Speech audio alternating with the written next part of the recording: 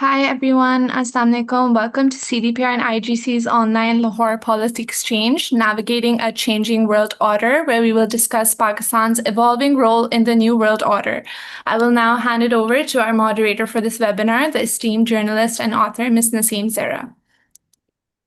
Thank you very much. Assalamu alaikum and good morning. Welcome to this, what I am sure is going to be a very interesting dialogue webinar, because we have two people who very clearly look at the world and the changing world through lens that we don't often are exposed to. We have people who have a great experience. We have with us Pakistan's former Foreign Minister of Pakistan,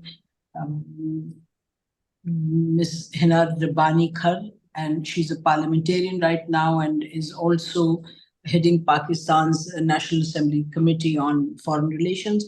Warm welcome, Hina, to the webinar. And we have Professor and Paul Staniland. He's also Associate Chair, Department of Political Science, University of Chicago. Thank you so much, both of you, for joining us. And thank you for all the others who have joined us in this webinar.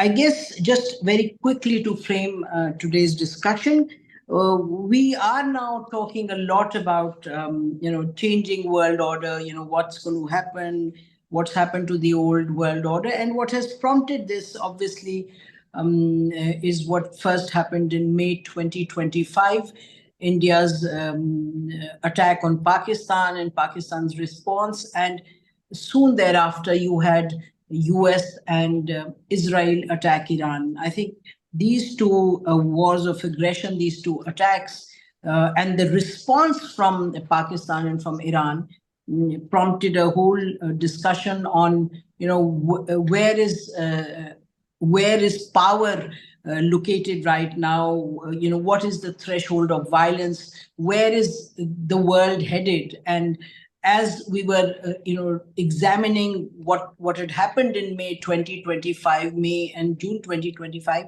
we saw that the world was moving towards more chaos and more volatility, and basically the plans for US and Israel to attack Iran seemed to be lurking very close to the negotiations that had begun between Iran and the United States. And so I think the world got exposed finally to the reality of where we are today. Once the 20th February attack took place on Iran, US and Israel together initiated this war of aggression. And what we saw in terms of a really contrasting situation, on the one hand, you had 2 years plus genocide of the Palestinians going on, and people coming out on the streets and, forever standing up for the Palestinians across Europe, across so many parts of the world. And yet we saw that the states, by and large, remained paralyzed. By contrast, we saw in the case of this attack on February 28th, that within 2 or 3 days, the global scene was rife with a sense of crisis, with a sense of catastrophe across the world. And week 10 days into it, blocking the Strait of Hormuz by Iran, we saw the world actually move into a stage where there was a lot of action, a lot of activity, a lot of responses. And there was Europe, there was GCC, there was the United States. And I'll go to our esteemed panelists, to ask them very specific questions of how they saw it. But very broadly speaking, we saw 5 broad points emerge. So clearly, one, that we're not looking at a clean transition from an old order to a new order. What we are seeing is that this is a disorderly world. and where does this disorderly world head from now on? We'll have to wait and see. I think in some ways this is the post-Westphalian order that we are confronted with. So no rules apply, sovereignty or state, interstate relations, etc. Everything seems to have kind of, in a way, gradually collapsing in critical zones. Also, threshold for violence has fallen and the restraint is weakening.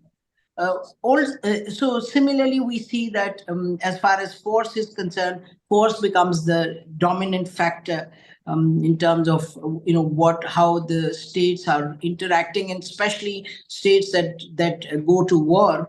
In this case, Iran, and we're looking at United States and Israel. And yet these crises also show us that aggression does not always produce strategic success. Pakistan's response forced recalculation. Iran's response forced the world to confront not only military costs, but economic, maritime, and systemic costs. So we're also seeing that we're in a global polycrisis where war, economy, law, energy, technology are now kind of inseparable. And so kind of, in a sense, you have a paradox where there is dependence, is connectivity, and there is growing intolerance and use of force. And yet, the way we saw the global response within a week of this war of aggression by Iran and by US and Israel, we realized that it's not like anybody can just get away with this. It may be a Hobbesian world, but on the other hand, you have the reality of interdependences, connectivity, etc., forcing some kind of working together also. And then we finally, great powers remain central, but middle powers are no longer passive spectators. And that's where, how Pakistan ended up being the only country in the world that had the convening power and to, in some ways, ensure and mediate ceasefire when the world seemed to be at the edge of disaster, when the US president talked about, decimating a civilization. And finally, I think Pakistan will therefore become an interesting point in our discussion, an interesting major issue in our discussion. What is Pakistan's persona? What is the strategic standing it has? How did it get to where it was, etc.? So now let me just quickly turn to our two guests. We have with us Pakistan's former foreign minister, Mrs. Hina Rabbani Khar, and delighted to have you on this panel, Hina, and Professor Paul Staniland. Looking forward to hearing you as well talk about where we are trying to make, as we try to make sense in this now clearly a post-Westphalian world on the one hand, and yet the interdependency keeps pulling us in a direction of some kind of engagement. So if I may start with you, Hina Rabbani, that, can you just tell us, how do you see, is there more, are we now standing at a point from where we will see more stability, more engagement? Is the worst of the war over? Well, Nasim, as you were recounting all the many, different, explaining what is happening in the world, I was just thinking that, an hour or a year would probably not do justice to fully try and explain what is happening in the world. Okay. And back in 2010, I think when I became foreign minister, if anybody had told me that the Western order or the liberal world order would be decimated by the West itself in ways that were completely unimaginable. Okay. And that is what we're seeing play out. Okay. And now we see it being played out with an obstinacy which is remarkable. I mean, that's all I can say. It's almost like you want to not say anything to anything, just see what's happening in the world, read the lines. But really, so the topic was order, right? And I think that is the opposite of what is in the world. And you explained that. This is a world of absolute, complete disorder, because the framework of governance structures which are supposed to rule or govern the world are all in place, but their application and implementation by the biggest actors who hold vetoes, etc., has been taken completely. I mean, no commitment to that at all. And it has been done flagrantly, unapologetically. Okay, so the policemen of the world, the makers of the climate change debates and rules, and the policemen of the world in terms of the makers of the nuclear, and what are considered to be nuclear security, and what is considered to be common goods, right? Whether it's SDG, Sustainable Development Goals, etc. It's always been American leadership together with European support and European a little bit of leadership, which has defined those rules. And you mentioned, I think you mentioned FATF, no, somebody else. Okay, so, for instance, things like FATF came up, which weren't anywhere in the rule book, but because people started implementing it and it became the rule book. So now the same hegemonic or the superpower, the unipower of the world is taking literally a hammer and saying that neither will I abide by the rules, nor will I protect them. In fact, I will be its biggest breaker. Okay, they're getting out of the climate change agreement, getting out of the JCPOA, which is very, very relevant to this discussion, and many, many other things are really big sort of ticket items which show the direction of the world. And this flagrant abuse of whatever is considered to be within the domain of international law, multilateralism, etc., etc. And I think what is really telling is this one statement that President Trump gave. I mean, we all wake up in the morning and actually before we sleep, we check Truth Social to see what the direction of the world is. But this one statement that he gave to a group of journalists who came, who he sat with for deep briefing in the White House a few months back, and they said that, oh, American allies are concerned, and where do we look? They don't know. The country is not predictable. Its actions are not predictable anymore. And two things which define a country's strength in the international arena are its credibility, or frankly speaking, define its reputation, are its credibility and predictability. Right. So when President Trump returned with the statement that I don't care about international law, what I consider to be right is right, what I want to do is what's going to happen. Okay, so he has in some ways distinguished the long history of whatever the US is expected to do, predictability, etc., and put it in the persona of the president, what he feels when he feels. And we've seen that play out in how the US has acted in Venezuela, how the US has exceptionally acted. The US always provided decades-long exceptionalism to its friends, which included India, but which absolutely the great representative of that exceptionalism, whether it's in the nuclear side or in their military adventures, was Israel, continues to be Israel. But now that exceptionalism has gone to a point which is so flagrant and blatant that even its biggest allies cannot sit on the side and continue to sort of, what Carney called the plaque on the shopperman's plaque has to be taken off. They can't just sit silently and observe all of that. So that's the world is currently going through a period of what I would call absolute chaos in its governance structure, and what I would perhaps borrow from Mark Leonard's title of his book called The Age of Unpeace. We're truly living through an age of unpeace. And in that, I don't think the US is the only player. You mentioned India on our borders, the flagrant disregard for international law when they send jets into our country and compromise their entire strategic outlook and how people looked at it. Because now I'm digressing, but because this was supposed to be a country which was supposed to be a net security provider for the entire Western Hemisphere, which through its own actions proved that it could not even defend itself against what is considered to be a much smaller, a much less strong neighbor, Pakistan, which was absolutely not in the good books of anyone at that point, at least. So this is where we are. This particular adventure of the US into Iran, when Geneva talks were going, and as you may recall, the Omanian foreign minister went a little bit undiplomatic and said gave a tweet statement in which she said that this war is not a war of Iran's making, right? And we all know this. I don't think there's any shreds of doubt that this was not a war of necessity imposed on the US, but a war of choice that was, sort of came to be. Now, within that, if you look at the strategic play out, I think what it has done is it has strengthened every country, every middle power, every small country, which is now, because you have now tools such as drones, etc., which can get hundreds and millions of dollars worth of naval ships out of the theater, right? The Strait of Hormuz, which was not a starting negotiating point at all, has become the main negotiating point. So when history is written and the objectives of this war, which are clearly not defined, were never defined, nobody knew, most Americans also did not know. I think people will be asking the question that what was this for?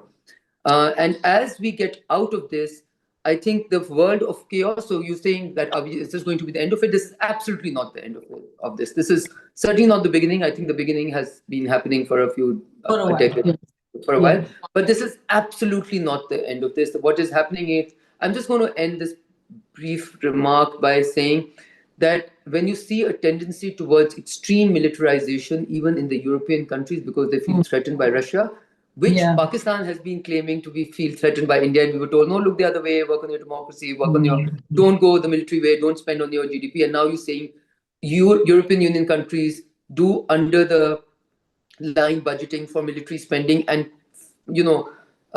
remarkably impressively say that we are doing 5% of GDP spending. The world has changed in a way which can never go back to the same norm. So new order, whatever type.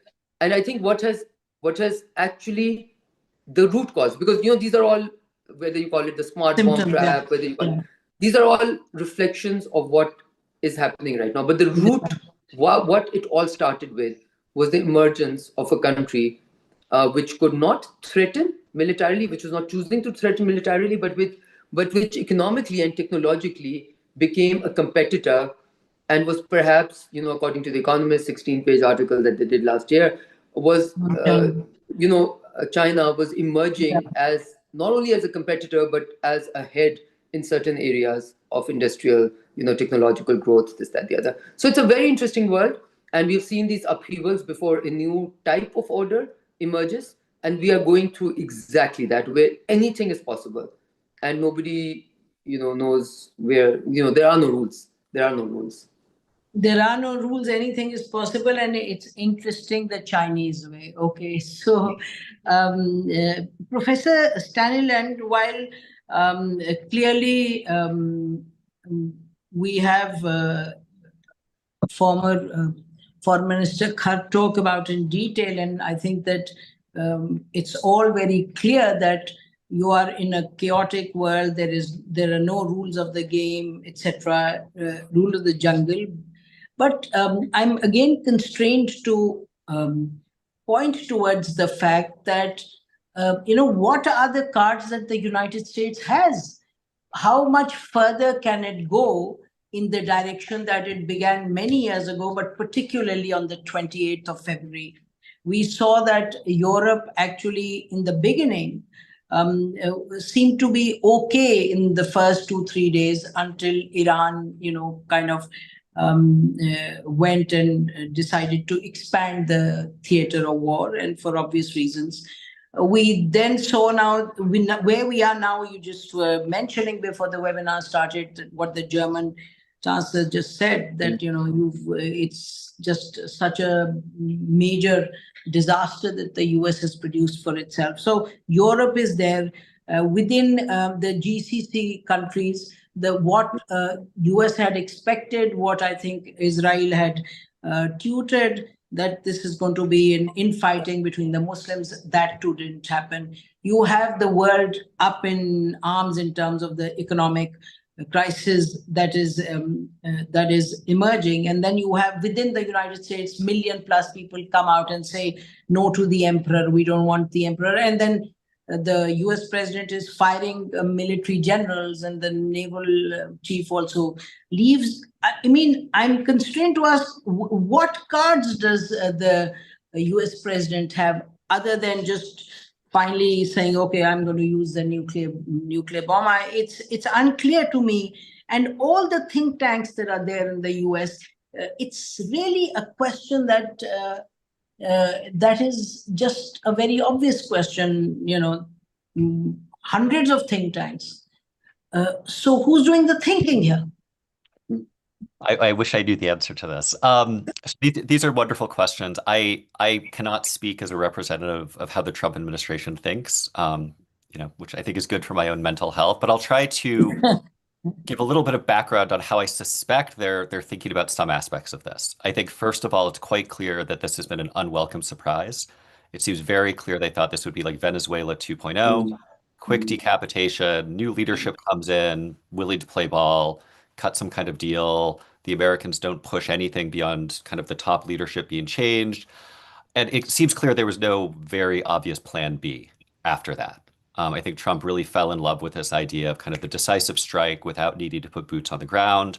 He's tried to have the best of all worlds, right? Where he can change regimes abroad as he wants without having to commit to long-term wars of occupation and nation building, which he criticized Obama and George W. Bush for. That didn't work in this case.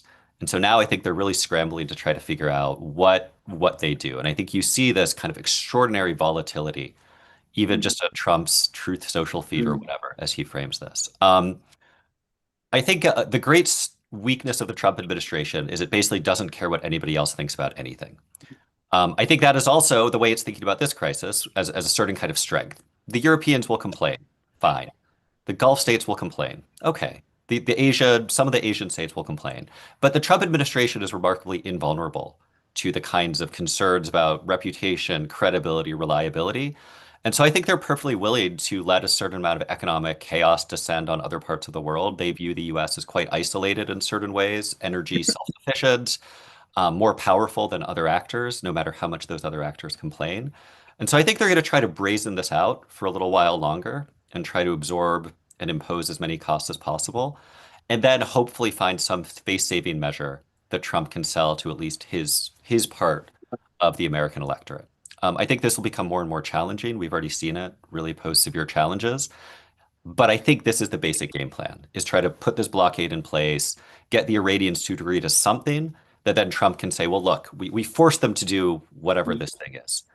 So I think that's what they're hoping. I don't think this is likely to be very successful, and it's very much a result of having no clear strategic goals or planning or general kind of framework for how to operate in the world.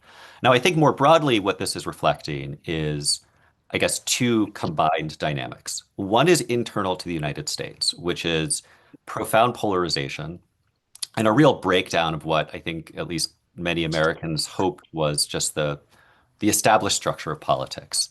I think, we were talking about the rules of the game internationally having been thrown out the window. I think to a substantial extent, the same is true internally in American domestic politics. Yes. There's always been hypocrisy, there's always been corruption, there's always been, various problems in American politics, to be clear. But I think this administration is really pushing things to the next level in terms of self-dealing and efforts to really ignore all institutional restraints. Now, there have been some checks that have actually operated, and I think these elections coming later this year may provide further checks. But right now, I think there's this sense internally that there are no real processes, the normal institutions that guide foreign policy have kind of been destroyed or atrophied. And everything revolves around Trump and whichever six people he's listening to at any given moment. So it's almost like scholars have talked about this as like neo-royalism in American politics, this sense in which there's this kind of personal figure who's fawned over and courted and bribed by various courtiers. And I think that's really what we're seeing domestically. This then runs into this kind of dramatically shifting set of international arrangements. The rise of China, kind of ongoing. I would say the rules of the game, the liberal order or whatever, never really applied very strongly in much of the world. To be clear, I think this whole swath of countries, Middle East, South Asia, Southeast Asia, were always, zones of exception and were not really kind of treated by the same rules that the Europeans or Japanese were treated to begin with. But with these dramatic power shifts, I think that tendency is accelerated. And so we have numerous kinds of exceptionalism, whether it's for the UAE or Israel or kind of whichever European leader Trump is feeling good about at any given moment. And so this kind of structural situation then is accelerating. And so I think, one point I wanted to highlight here is I think this provides opportunities for regional or middle powers, as well as real vulnerabilities, to be clear. As I think Pakistan and other countries are experiencing economically, there's extraordinary exposure to the international economy that's creates vulnerabilities. But also, I think there are more opportunities for leverage to kind of find points of kind of strength and position within this very chaotic and shifting international environment. And so we can talk, potentially as well about the role of middle or regional powers in navigating all of this, kind of between these tectonic plates. One final thing that really strikes me is there's no clear sense of direction in any of this. China is rising, but has its own problems, and its political model, I think, is not really being emulated outside, right? There aren't many countries trying to build a party state that looks like the CCP. The US is, as we've just discussed in detail, kind of in extreme chaos. Europe is, as usual, somewhat fragmented and paralyzed and locked in, a long-term geopolitical struggle with Russia. Russia, is doing okay, but also severely challenged. So it's not as though there's kind of a clear rising contender that countries are looking to kind of emulate. And I think in that sense, it's a very, kind of striking and unusual moment, even different than the interwar years between World War I and World War II, where you could see certain kind of forces clearly rising. So in a sense, everything's chaotic, but also kind of stagnant or directionless simultaneously. Interesting. Hina, if we come back to what we've been seeing in the last few days, post blockade of Strait of Hormuz, you saw 50 countries get together in Paris and talk about the need to set up some kind of system for maritime security. And you see that in this kind of fragmenting world order, in this chaotic world, you see that the economic compulsions, I keep coming back to it because I think the contrast in terms of the complete inactivity, Hina, in terms of what we saw happening to the Palestinians, the genocide. Nobody was acting, nobody was responding. But the economic compulsion, which ultimately seems to obviously translate into the impact on political power and in terms of how governments fare within their countries, there we see immediate response and reaction. Just speak to this a bit and tell the audience, do you see something emerging out of this? Look, Nasim, I think what has happened is that this particular conflict and the one preceding it in the Middle East, people like to call it the Middle East conflict. It's not a Middle East conflict. Yes. It is Israel's brutal aggression, continuation of a series of aggression, land grabbing of Lebanon, of Syria, attacking whoever it is, creating and expanding the war theater at will without any preeminent threat. Okay, so this whole pretense of preeminent threat is actually in international law basically aggression. You can call it preeminent threat. Now, who is to say that I might experience preeminent threat from Bhutan today? So what am I going to do?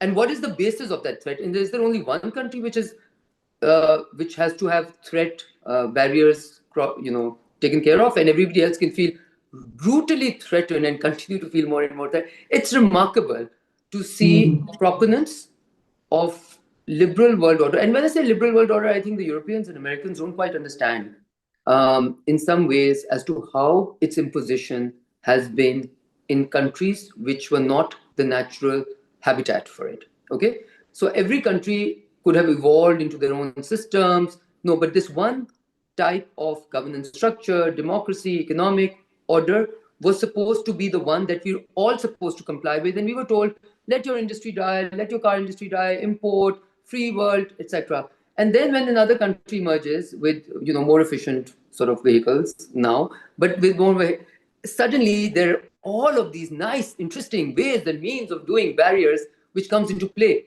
And all the proponents of liberal world order are suddenly feeling very threatened by it, etc. Okay, so what has happened, Nasim, to answer your question, is that entire wave of what you could call hypocrisy, but two two rules of doing business, one for the makers of the order and the other for the one on which the order was supposed to be. We bought this story much more than Carney. So it was really interesting for me because in the World Economic Forum, it was like, oh my God, look at what Carney has said. I'm like, you know what? Every third world country leader has been saying exactly the same thing for the last 3 decades. And nobody cared to listen.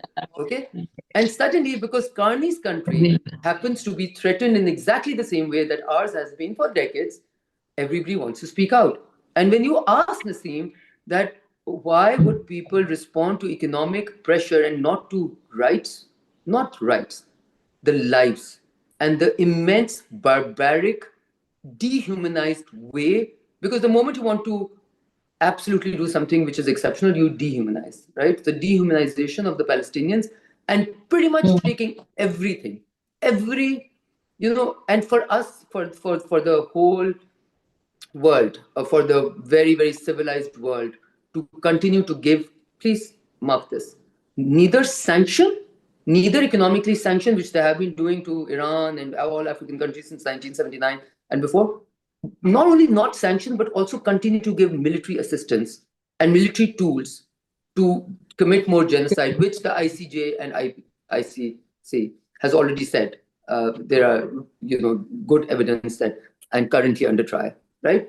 So then the whole pretense of that goodness and order for the sake of democracy, for the sake of freedom, all of that, I want to use colloquial language, which I will resist the temptation to. It just is seen to be completely a pretense which served interests, which it no more is serving. It's as simple as that, right? And why are those interests not serving? Because, and interesting, Professor Paul, said this, and I find it a slightly different. I think we are, much of what we think, what we say intellectually, taking emotions aside, has to do with where we sit. Somebody famously said, where you stand depends on where you sit. Yeah. Geographically sit, okay? And where we sit, we've been told repeatedly the colonization by China, this, that, the other, and we have not seen that country go out at war, or threaten, or do saving and nation building, or oil taking enterprises, militaries, deployed, etc. So we don't feel very threatened, and we don't feel that colonization, but we've experienced colonization in all its various forms from other entities, right? So it's really difficult to convince us that suddenly, we're in a new moment. I think what has happened is that the pretense of that order and what it was for has been completely, the gloves are off. Okay, the gloves are off in a way that nobody can pretend anymore. Now, what is going to happen is that what you call middle powers or swing states, okay, are going to potentially become very, very important players. Okay, and I don't say this because they want to become important players. It's just that middle powers and powers which do not have hegemonic designs and cannot afford to have, their placement and their space does not afford them to ever have hegemonic design. So India, for instance, is a different animal altogether. India has been made to feel that it can be hegemonic regional power, being trained to be a hegemonic global power, right? Yeah. And India decided that that was its moment to give away its geography completely, and be in a moment where it thought that it was now the net security provider for the entire Western Hemisphere, play the China, scare to a point to its advantage, get all the exceptionalism it could from America and Europe and everyone else, because it was the only bastion to save from the Chinese, the growth of China or the emergence of China.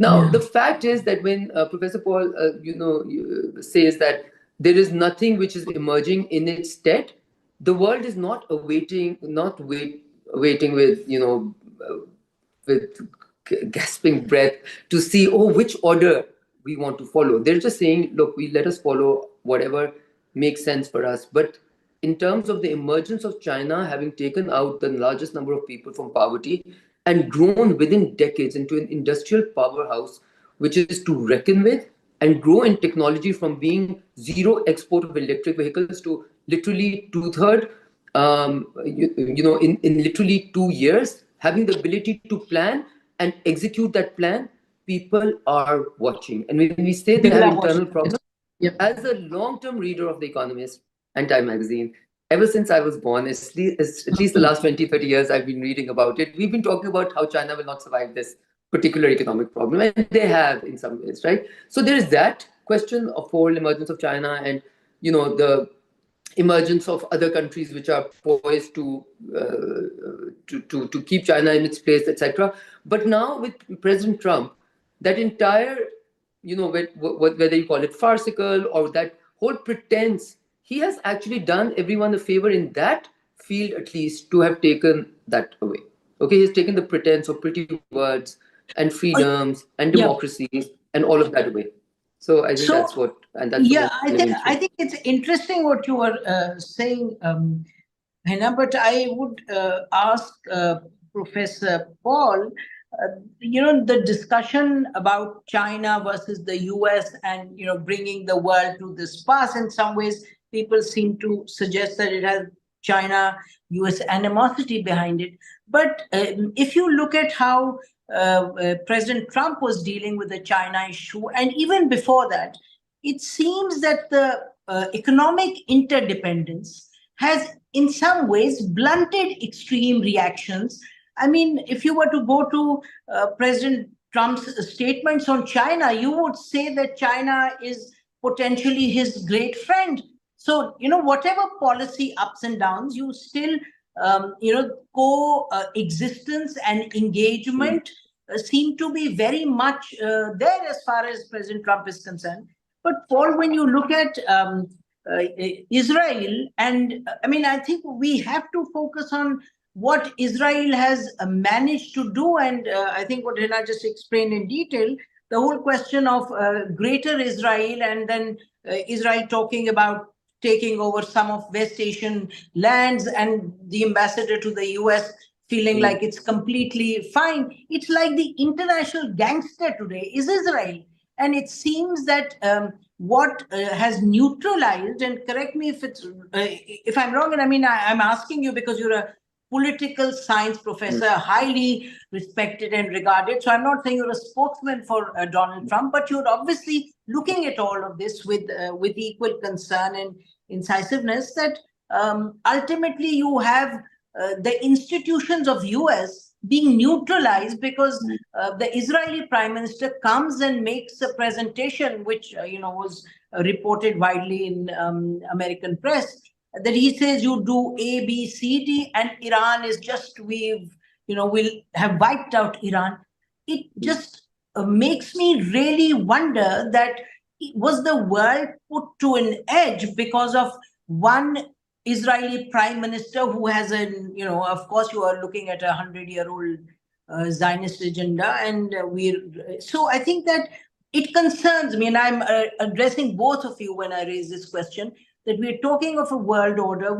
And I would say that I was more optimistic when Donald Trump was engaging with Russia and with China. So what is the real problem in terms of where we are standing today, and what is the major influencing factor?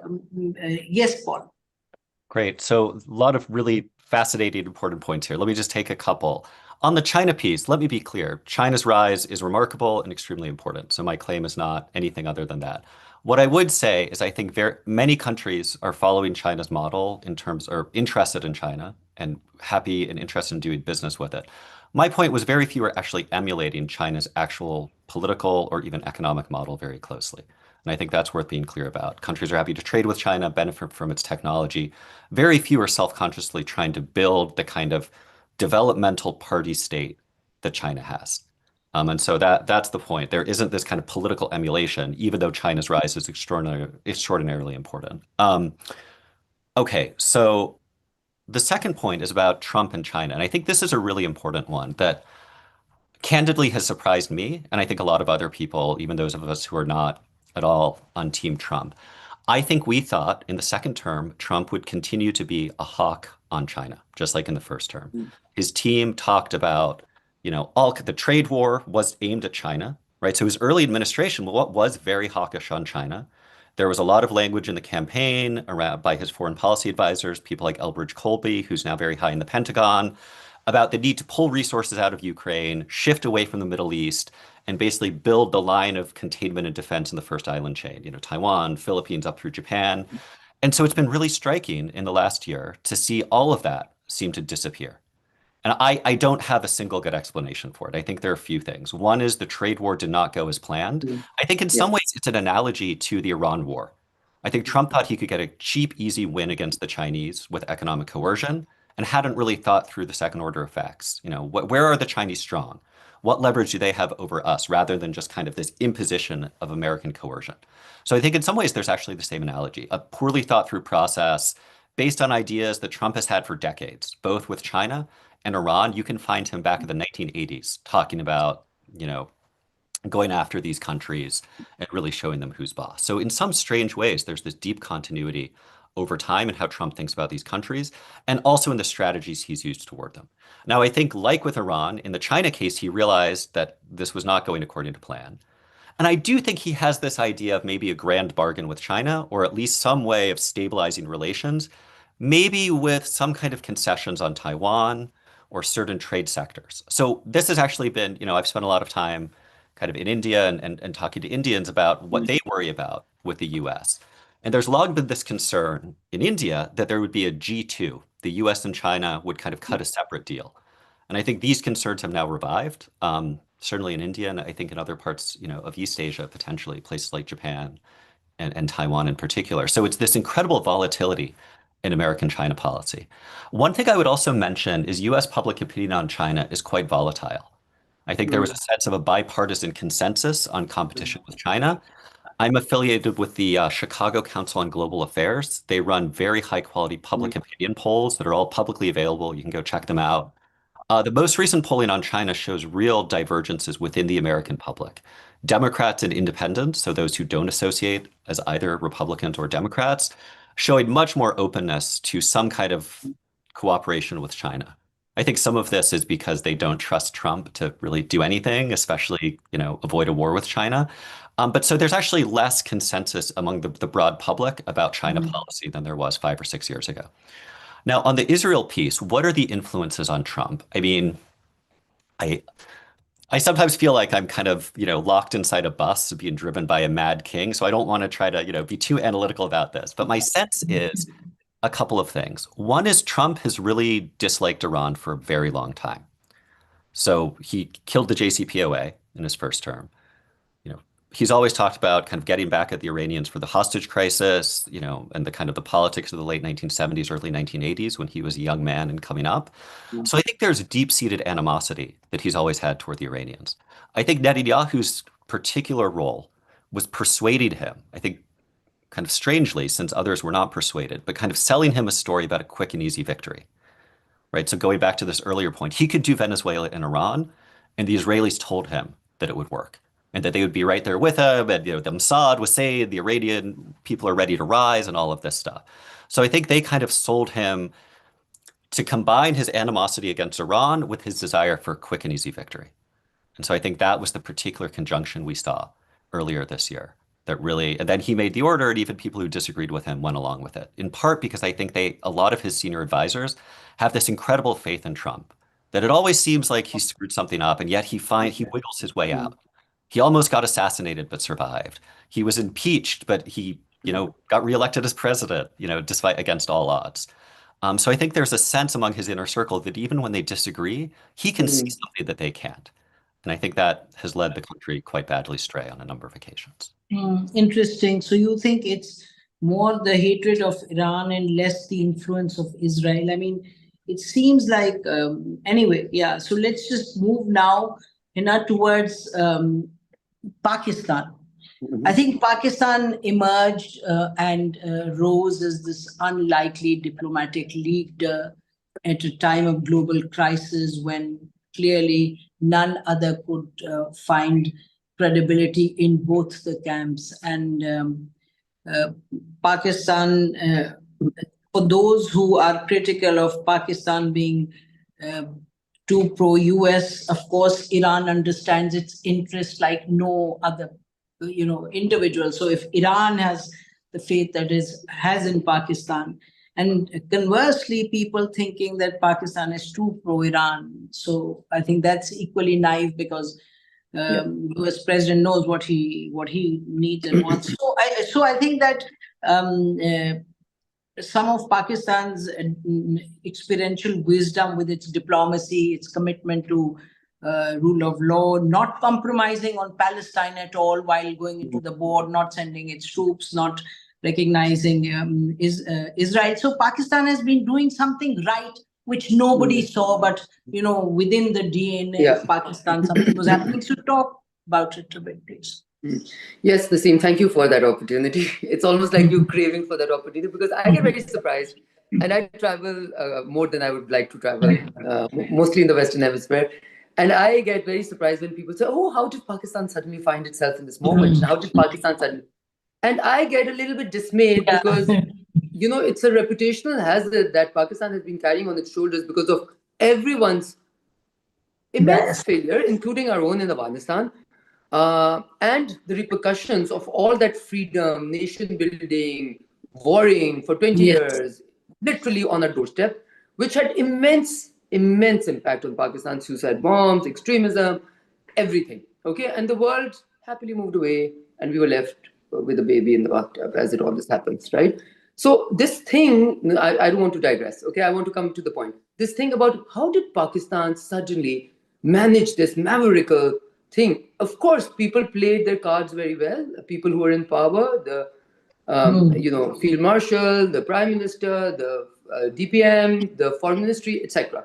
However, this is not the result of one fine day Pakistan waking up at all. Okay, and I want to disabuse everyone for it completely. This is the work that the Pakistan Foreign Office and the great diplomats that serve it, and the great, politicians from all sides, and whoever has been in the strategic helm in Pakistan. Let's just pause here for a moment, because I'm going to continue this. But look at the nuclear side.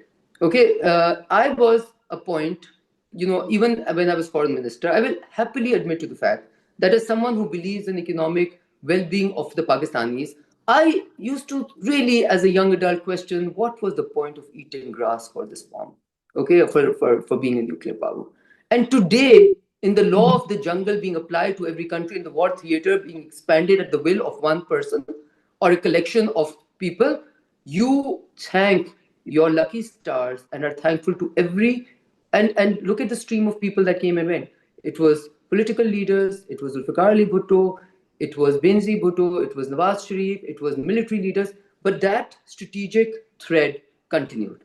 Okay, and being with the belligerent, antagonistic, expansionist India, which has shown its true self, not just to the rest of the world, but to us, when statements are made in the parliament that Pakistan is part of, if they're doing well, great. When somebody like, I believe the interior minister or the defense minister makes a statement, if Pakistan is doing well, great, because it is eventually going to be part of India in today's age, and get away with it. Okay, you thank. So I'm just saying that Pakistan has been strategically playing its cards to protect its interest in a way which is really impressive. Okay, and much as the world didn't want to see it. Now, coming to this particular moment, Nasim. So, which is a country which, despite being abused, and I'm using this word carefully, and I think it is very diplomatic to use, because the type of things we got from the United States of America to insist on looking at Pakistan from a purely antagonistic Indian lens, and before that from the AFPAC lens, and literally the bipartisan, in some ways, lack of good, towards Pakistan. And Pakistan was like, no, we're still your friends, we're still your friends. No, we have a long past. No, we don't want to be on the wrong side of the US. And many people in Pakistan also, the populists in Pakistan said, why would you want to do that? But it was the right thing for a state to do, because why would you want a country with which you have had immense, historical ties, which you have exports, which you have trade ties with, why would you want, which remains a unipower, whether you call it hegemonic or not, in the world, why would you want it to be on the wrong side? But did Pakistan compromise on its ties, on strong strategic relations with China for the sake of its ties with the US? Absolutely not. And while the world has suddenly come alive to Pakistan's great strategic relations with China, I mean, they go back to the 1970s and before. It's just that the world has suddenly woken up to China's rise. Okay, but Pakistan was always very clear as to China's role in this region was something that Pakistan aligned with for decades, and intergovernmental, through different political parties, through different political arenas. So you have Pakistan, you have China, you have US figured out. Now let's come to the GCC and Iran.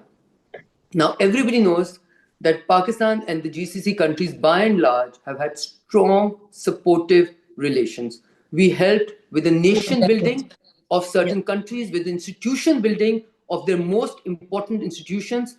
We had military trials. Saudi Arabia-Pakistan Defense Pact did not just come out. It was just a continuation of something which has been long in the making, which has demonstrated itself in various pacts over time, and yet, at least since 2010, and I think I give some credit to a lot of credit to President Zardari for that. Pakistan made a absolute choice that it was, no matter what Iran did, how it was treated by the world, Iran's borders with Pakistan of thousands of kilometers, we have no rivalry with them, and we want to engage with them at the institutional level, at the intelligence to intelligence level contacts, border markets, military to military contacts, diplomatic markets, the Iran-Pakistan pipeline, because it was not sanctioned in the UN, it was only sanctioned by a certain country. Okay, so Pakistan was able to balance the GCC, not step and jump into other people's wars because they felt they were good wars, which have turned out to be bad wars. I'm talking Yemen and perhaps many more. Not to jump at wanting to please someone and harm your neighbor. And at the same time, for the sake of your neighbor, not to ever compromise on your interest, on your ties with the GCC countries. So in this moment, because of this long, consistent, persistent diplomatic road that we took, and our commitment to multilateralism. You mentioned, Nasim, the Palestinian cause. There are many great countries in the world who used to be the bastions or the carriers of that particular cause who have now decided to completely. You just saw BRICS could not issue a statement because India did not approve of the language that was being used on the Israel-Palestinian conflict. So Pakistan, at great cost sometimes to itself, persistently kept steadfastly on the track that it was mostly on the side of international law and within the multilateralism context, and did not compromise on its relationship with any of its major partners because wanting to please others. And we had done this in the past. So I am not at all surprised or shocked at this Pakistan being at this place. But one thing I am very, very pleasantly proud of, and I will absolutely take that pride and announce it, is that when the whole world had given up on a negotiated solution, on a peaceful resolution, literally given up, Pakistan obstinately persisted till the last minute and was able to, not shock the world, but hopefully make most people happy. But now the cautionary note is going to be. So a lot of people ask me, "Oh, now the talks are not happening in Pakistan, in Islamabad." Who cares? Pakistan's interest is not for importance. Pakistan's interest is not for the talks to. Pakistan's interest is for a resolution. Pakistan's interest is for a negotiated settlement to this war of choice, not a war of necessity. In the words of pretty much anyone who looks at strategy, this war of choice, which has been imposed on the region, which has already gone through forever wars, endless wars, and has, paid great price, for us to be able to, for all of us to be able to get out of this and to provide an off-ramp. Because I think we don't need to wait for history books to write about what a great strategic folly this has been. Okay, the Strait of Hormuz was not on the negotiating table. It is the primary thing on the negotiating table now. You already know that this bomb trap, smart bomb trap, whatever it may be, and both of you were discussing, and I feel very humbled, by the way, in the presence of a political scientist, professor from one of my favorite universities. So I am just talking from what I read, but also from what we've experienced in terms of real, how we've seen the world to function. And I think going forward, if we can, in any way, together with a group of countries which are now coming into play, provide an off-ramp for this madness to stop and for lives to come back into focus in any way, because I believe all of foreign policy or any good policy, if it is bereft of empathy, and if we are okay with collateral damage of disproportionate natures, we don't deserve to call ourselves human. And I'm very clear on this. I think, even with India, I think the reason why we really, really focused on peace and negotiation, back in 2010 and every time after that, until India decided that it absolutely wants to have nothing to do with it, was because this has been too costly and to no one's good. We lose people in Sachin to what? To climate. The human beings are far more capable of finding solutions than they sometimes give themselves credit for. Yes, clearly, I think that is absolutely true. And as you said, Hina, there's talk of Pakistan now, moving towards West Asia, Middle East, and I think it's completely ill-informed, because Pakistan since 47, and especially since former Prime Minister Zulfikar Ali Bhutto's 72 summit, you saw Pakistan engage. And I mean, certainly before Pakistan even was born, Qaid Azam's commitment to the Palestinian cause and so on. And so in some ways, Professor Staniland, we see that Pakistan is really the only, by both parties, seen as the only non-aligned country today. Is that correct? How do you see it? Yeah, so I think Pakistan occupies an unusual structural place where it has ties to the Gulf and multiple parts of the Gulf, including warring parts of the Gulf, and ties to Washington, and ties to China. And just noted, the China connection goes back to the early 1960s. This is nothing new, right? And in some ways, this period, just to riff for a second, reminds me a little bit of parts of the 1960s, where Pakistan kind of maintained ties with the Americans, reaches out to the Chinese. Even the late 1960s is reaching out to the Soviets, right? There's this kind of ability to engage with a variety of partners in ways that are very valuable in the current political moment. I think it's hard to say what the American perspective is, but to represent it to some extent, Pakistan is not a country that most American policymakers really know essentially anything about, right? Whether the 1960s, they know Nixon used it to go to China, then there's 9/11 and its aftermath. But I think, as was just said earlier, this should not be a surprise to anyone that Pakistan occupies this position. I think that the challenge for Pakistan is that it has this very valuable mediator role and this kind of convening power. It, like every other country, so this is not specific to Pakistan, doesn't have leverage to force the Americans and the Iranians to agree on something, right? And that's not what anybody would expect. But I think what we're seeing right now is nobody has the leverage at this moment to force the Americans and the Iranians to kind of get closer in their negotiating positions. Pakistan's great role is, if these countries are moving toward resolution, to convene, to offer back-channel communications, kind of facilitate a deal that's emerging. And right now, I'm very worried that there is no deal like that on the table. And this, anything could change tomorrow, or, in the next hour, a ceasefire could be announced. It does seem like communications are going on. But I think as long as there are these big limits, the U.S.-Iranian alignment, then the role of any mediator country will be somewhat limited. I do think, though, this is an interesting signal of Pakistan's ability to kind of bridge what we might think of as South Asia, East Asia, West Asia. And I think that's a very valuable role in the 21st century, as these economies really are central to and strategic positions are really central to the contemporary international landscape. So thinking about it as a bridge country, I think is one way to consider this. Yeah, it's a bridge country, but it is one country which, as a bridge, has its own thinking, its own strategic outlook. Sure. Yeah, in that sense. So I think we should now move to the questions. There are some questions I'm seeing which are already in the chat. So one of the questions is about the US president and his power. Is the US president, as the Constitution now unfolds, is he just too powerful? He can basically move away from all the controls that are in place and actually take the country to war? Is there any thinking within the US? Anybody looking at this in any serious way, Paul? So, many of us are thinking every day about it, to be clear. I think the challenge is the American presidency has extraordinary latitude in foreign affairs. And it's built more and more discretion in foreign affairs over the decades, especially since the end of World War II. In part because the American Congress does not want to make hard decisions that leave it politically vulnerable. So they have shifted more and more and more war powers to the presidency.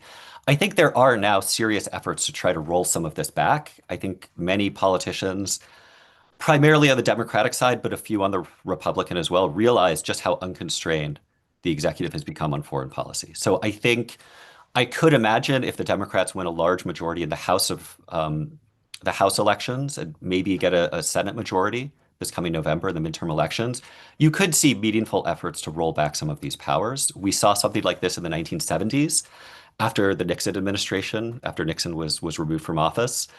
there was a real effort to kind of constrain the presidency. I think we could see an effort like that again. Domestically, we have seen constraints on the president. The courts have actually been able to do things. The state, so America's federal system, has generated real pushback from states like Illinois, California, New York. So there are limits, there are constraints, but those are weakest in foreign affairs. And that's where the hardest work will need to be done to really build new guardrails around this kind of imperial presidency that has emerged. So there is thinking, but whether it can be translated into action, time will tell us. Hina, question addressed to you. As a former foreign minister, do you believe Pakistan has the diplomatic infrastructure / capacity and neutrality to sustain this mediator role? And what are the risks if talks collapse? From Hina Sheikh. Okay. So this is a very good question, and I think most people are thinking it, even if they're not asking it. Okay, and look, I think if there's one institution in this country which has absolutely delivered far more than the country has invested in it, and which has delivered repeatedly, consistently, it is still the Foreign Office of Pakistan. Okay, and having served in normal government for 7 years of my life before I found myself at the Foreign Office with very little experience in foreign policy and no academic training. I had my academic training was in the economic field.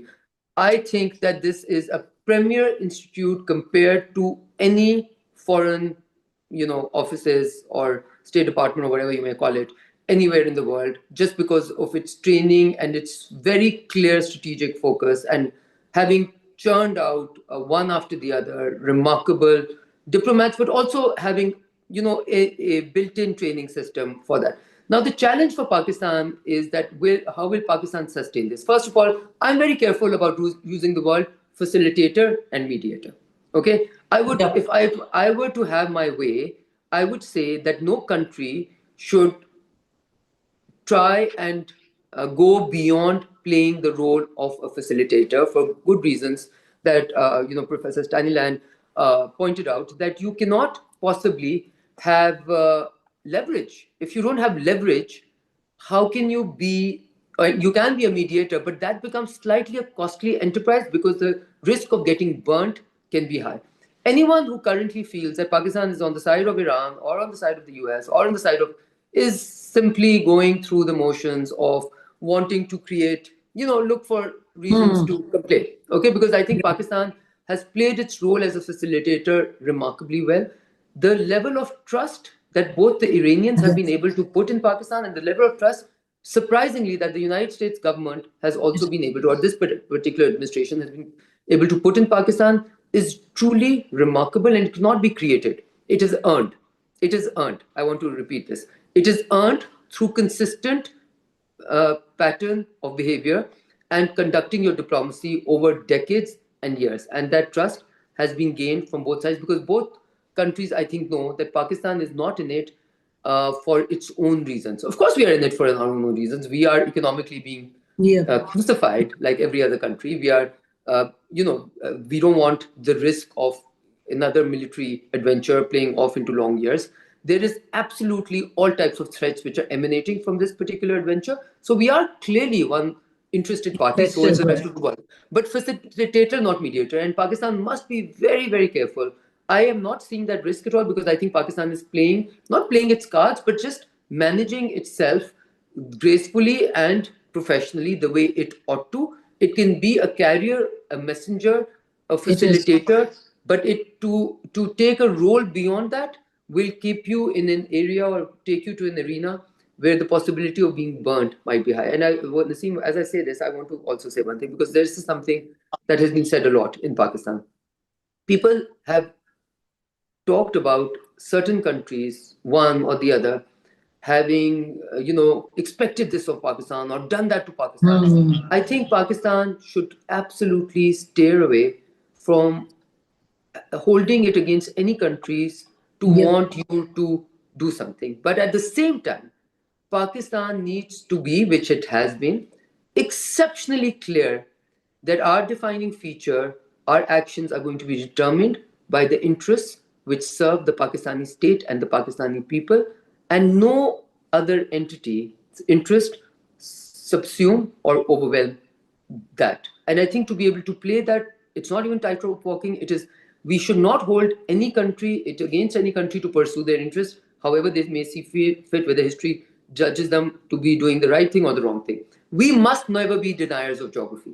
We have learned our lessons from history. You cannot deny geography. Our geography is what it is. GCC is attached to us. Iran is our immediate neighbor. The balancing act between the two is being shaped by our own interest to remain at our own place with both of them. Yes, absolutely. And I think that you would agree, though, that as, Pakistan communicates respective positions to both sides, when they're not talking directly, I think Pakistan does get engaged in the policy dialogue only as a matter of discussion and debate, kind of substantive recommendations. Sure. So, okay, there's a question for Paul. Paul, do you think, it's from Hina Sheikh, do you think the current situation is accelerating any kind of China-Russia axis at the moment, or kind of influencing, reshaping the global order? Certainly, I think there's some element of that. I think this is an academic answer for which I apologize. I think it's just too early to tell. Certainly, the Russians, I'm not sure, maybe it's my biases. I don't see Russia as an emerging kind of ascending power. It's a very powerful country. It's very important. So I'm not gainsaying that. But it's bogged down in what seems like an endless, extremely costly war in Ukraine. And so I don't, its troops just had to evacuate in the Sahel. I don't think it's power on the march. China clearly is. I think the big question that I don't know the answer to with China is to what extent it's willing to get involved in some of these conflicts beyond background mediation, beyond maybe some kinds of arms sales or intelligence sharing. My sense of China is that it's willing to work with a wide variety of kinds of actors. It's in some ways quite non-ideological if you look at its approaches. And so I don't think it has like a deep ideological commitment to Iran in the way that, maybe a different kind of regime might. So certainly I think China is benefiting enormously from this moment. I think US policy in the last year and a half has been actively counterproductive in terms of managing China's rise. It's just not clear to me what holds the Iran-China axis together beyond a kind of general dissatisfaction with US policy. And that's a strong bond, but I'm not sure it's the basis of a new order per se, because I'm not sure what its kind of underlying shared principles are. But, we will see. Shared interests at this point.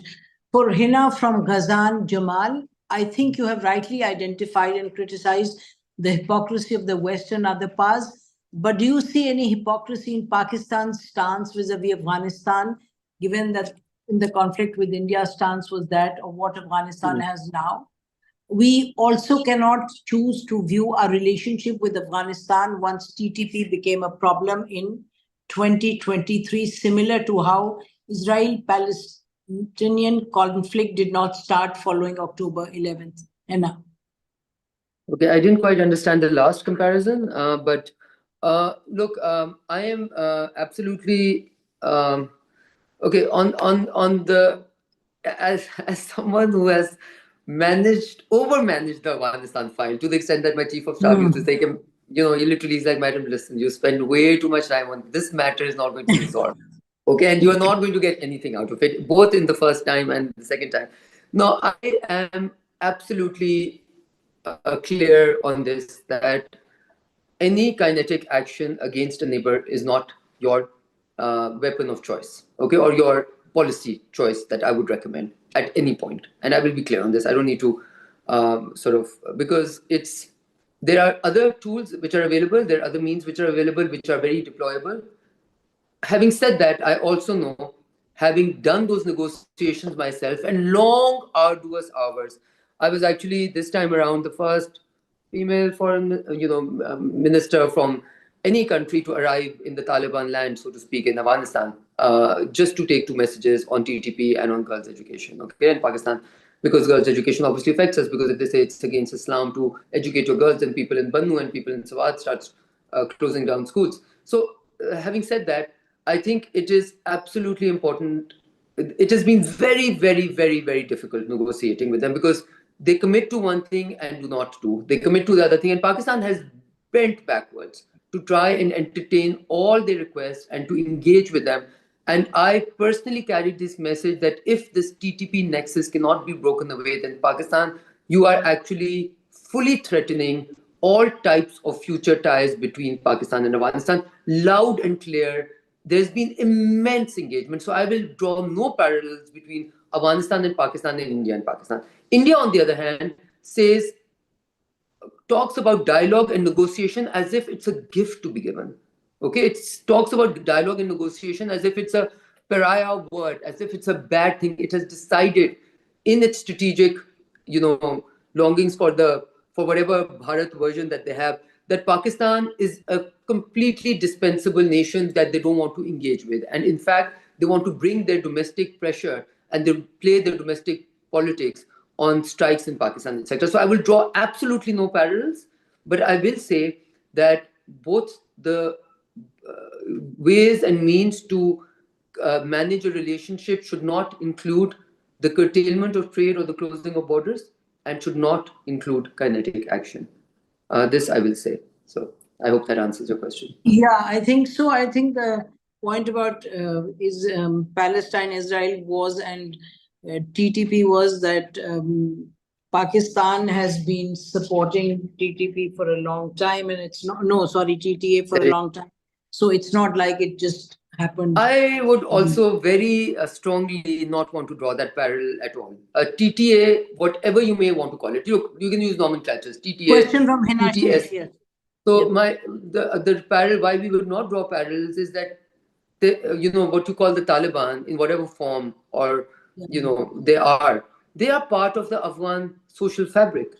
Okay, so there's absolutely we have to deal with whoever Afghanistan throws our way, whether it's Northern Alliance, a person from North. We engage with everyone in Northern. In fact, we changed the policy and said nobody's an enemy there. Whoever is there, we will engage with. But if people directly do things to affect your interest and start killing people and start using money provided by an eastern neighbor to to actually just launch attacks inside Pakistan's territory, that's a threat that every state has to deal with. You can't ignore it. You can't say no, happy, blah blah blah. You can't just say that. Okay, you just have to deal with that. Have you given them enough time to come around? Have you given them enough opportunity to come around? Have you bent backwards to do so? I would say tick to all of that. But I would still say that these two things are something which should be avoidable. Yeah, you avoid. Okay, so here's a question addressed to both Paul and to Hina. It's from Zohair Murad Khan. So, Paul, you go first. How will Pakistan seek to expand its role in a post-Trump world and exercise some of the demons of the past? Does it run the risk of getting associated with one presidency? And how does it expand on the newfound influence in, say, a democratic presidency? Paul, from your perspective, from an American perspective. Yeah, this is a great question. I think there is some risk that kind of this rapprochement will be seen as a very personal, right? The Pakistanis knew how to play Trump. They succeeded. Well, he's out. So now we need to rethink. I think there are ways around that. First of all, American administrations have very short attention spans and memories because they're busy. They have a lot on their plate. They'd much rather do business with people who can help them regardless of the past. I think that's a fairly clear through line in U.S. foreign policy. So I think the big danger is becoming too closely associated with Trump and his policies. I think this kind of facilitator role is actually a nice sweet spot where it stays on Trump's good side while not being kind of, what's the word I'm looking for, beholden to Trump. Everybody wants this to succeed. If Pakistan can deliver that, then everybody will be happy about it, including people on the left side of the spectrum in the United States. So I think like substantive policy is probably the most effective way to kind of weather this transition. It's very difficult to tell what a post-2028 U.S. administration would look like, whether on the Republican or Democratic side. So it's hard to really game it out beyond trying not to become seen as kind of Trump's special pets, but instead looking to build these different relationships and deliver outcomes that are broadly useful, not just useful for Trump or his favorite, crypto business or whatever the case may be. Okay, Hina, the same question. Do I repeat it? No. I Okay. noted it down. Okay. Okay, so I'm going to take this question in a very different way, and perhaps first take it for what it is, and then probably expand to because eventually, look, as a policymaker, you always have to say, okay, where is this problem emanating from? There are all the signs, okay? There are, it's how it plays out, but what is the root cause of the problem? Where is it emanating from? So I would say that I think some people misread Pakistan's relationship with the Trump White House as a purely wanting to please type. I think the basis of the strength of that relationship, or the confidence that it was able to engineer, was on the immense anti-terrorism cooperation that Pakistan was able to do, which was seen to be exceptionally willingful and useful and helpful. I think that is where the start of the trust, came in. Now, it is so interestingly, if you had asked me this question before Pakistan was attacked by India, I would say Trump goes, this administration goes, the US will go immediately back to its almost hostile policy towards Pakistan. I don't think that's going to happen anymore to the extent that we are assuming, simply because Pakistan's perception over there has also changed because of Pakistan's own strength that was demonstrated in how we dealt with the India threat, and also in the role that we have played in this. As I think this is a role that nobody holds against Pakistan. This is a role there Pakistan's entire foreign policy ethos has come out to light, which was already there, as I said, but it has brought into focus. Now, what is the challenge? The challenge is one, and this is where I say that you have to look at the root cause of the problem. Professor Staniland talked about the bipartisan consensus, and I have seen it in such immense, remarkable way about the. In some ways, it started with decoupling of China and the China threat being something that brought all of the United States together. I think this is a historical error. If China's position in the world as it is not recognized and dealt with as it is, rather than trying to curtail it or decouple the world. I mean, imagine, we were told, which camp do you belong in? I mean, which world are you living in? This is a world which is now enmeshed trade-wise, investment-wise. Yeah. You cannot uncouple it, you cannot decouple it. And then we came up with a nicer looking word, sounding word, de-risking by the Europeans. Okay, now de-risking, decoupling, whatever nomenclature you're able to use, you can either try and use all your energy and whatever is at your power, forget your soft power, which is actually your strength, why people look towards the US and towards Europe, and go into your hard power trying to compete with China rather than engage and accept that this world is large enough for everyone to coexist. All right. And if that trend persists in the United States of America, then India and its venomous narrative on Pakistan will continue to be, heard and seen and internalized within DC circles. Okay. And that, because that gives India that net security provider role where it becomes the recipient of all types of exceptionalism. If the US doesn't change from that, wishful decoupling from China, etc., then yes, that risk is higher. But I personally think that over the last 2 years, a lot has moved, which is beyond the superficial level, where we will not go back to a really bad relationship with the US, but perhaps, yeah, a little less exciting one, I would say. Thank you. Very quickly, I want a brief response from both the panelists, please, before we close. Have we seen the worst of US-Iran war, and have we moved towards diplomacy, or you think there is still risk of some kind of going back to the battleground, Paul? I don't know how big of a risk, but I think there's a real risk of going back to the battleground. I think we're now in like a war of attrition to see who will hold out longer. I could imagine Trump deciding that he needs to send a real message by attacking infrastructure, seizing an island, something like that. I think most likely we're now in a world of diplomacy, but I'm not confident that we're stuck in that world kind of indefinitely. I do think you could see the US launching a new attack at some point. We continue to move forces into the region. I think that at least is a useful, in Trump's mind, that's a useful card to continue to hold. So would I say 80% likely we stay in diplomacy? Sure, but I think that 20% could be very, very dangerous. Hina, I can see you agree. Okay.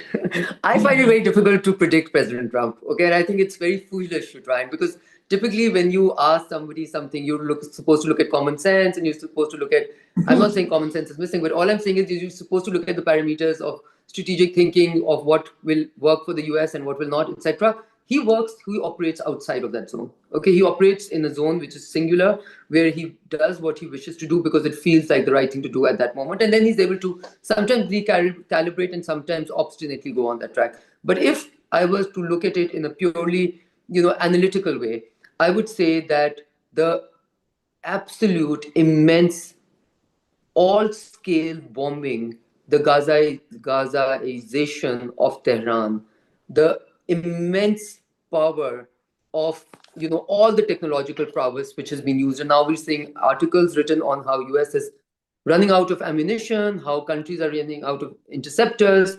40% of it, like apparently what they produce for the whole year on Tomahawk, etc., have been used. These are details which you cannot ignore. I do not think it will be smart or wise to do so. It will certainly not perhaps achieve any result, but then you can never put this past anyone. So I would say in the normal scheme of things, I would say we are absolutely past the worst, because that thing has been tried, tested, and perhaps the regime only, not the regime, the Iranian government only has to survive for it to win. Okay, they have shown their resilience, their adaptability, their, the words that we use for their war strategy, etc. You took away their entire leadership. There was no regime change. They had number 2, number 3, number 4, number 5 already in place, etc. So now, if there is no off ramp, anything exceptionally dangerous is still on the table. Will always remain on the table with President Trump there.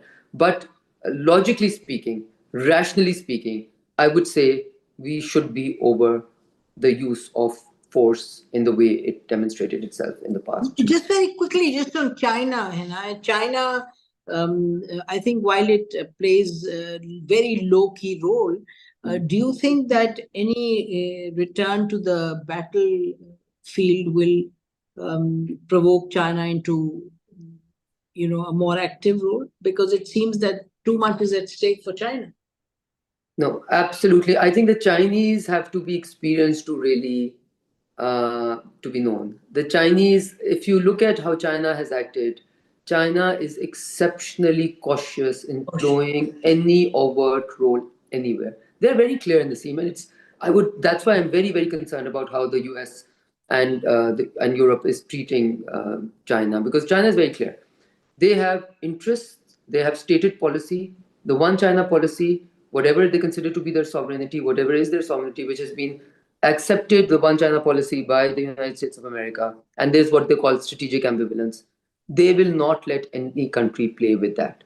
Short of that, they will never be overtly part of any conflict by a margin extendable to whatever degrees. If you look at their wording, even when they come in to give their views on conflict playing out between India and Pakistan, it's very, very, it's a learning experience on how to act and what they will do. I will absolutely rule out any possibility of overt Chinese involvement in this, no matter how much it's affecting, until you go and threaten what is their stated core, issues. Yeah, I guess a more proactive diplomatic stance and political stance, but nothing more than that.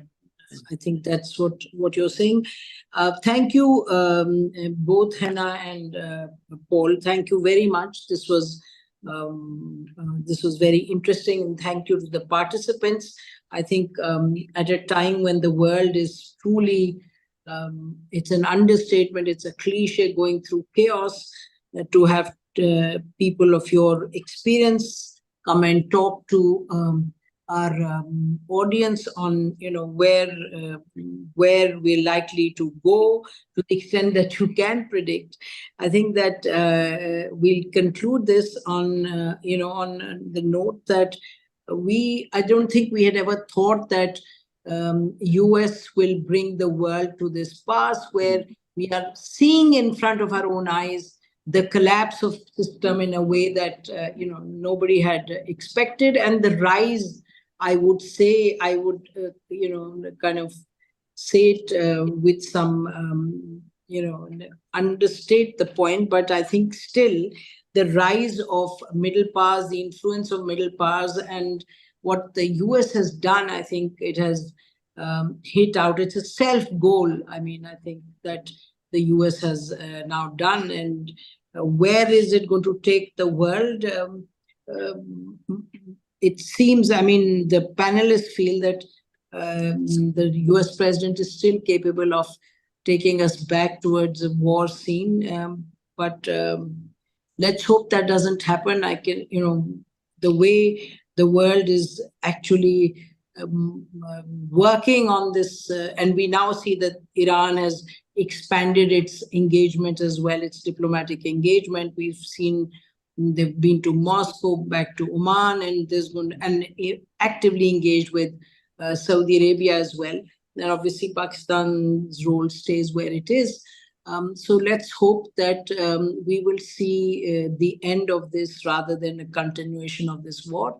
And I'm sure there will be more webinars to discuss and to see where the world order is going to emerge from and in what direction will it go. Thank you very much for participating in this. Thank you. It was a pleasure. Thank you and good night. Thank you. Thank you all.